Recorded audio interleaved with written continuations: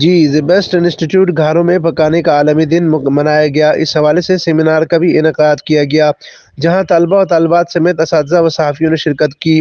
زیبیسٹ institute Sindh کی director Waheeda Mahesar سمیت دیگر مہمان موجود تھے۔ اس موقع پر مقررین نے اپنے خطابات میں کہا کہ کھانا پکانے کے حوالے سے مرد و خواتین یکساں نظر آتے ہیں۔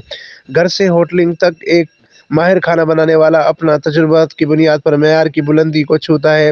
آج کے دن ہر محنت کش شیف کو خراج پیش کرتے ہیں۔ Amin Farooqui, fire star news, Thatta, Sindh.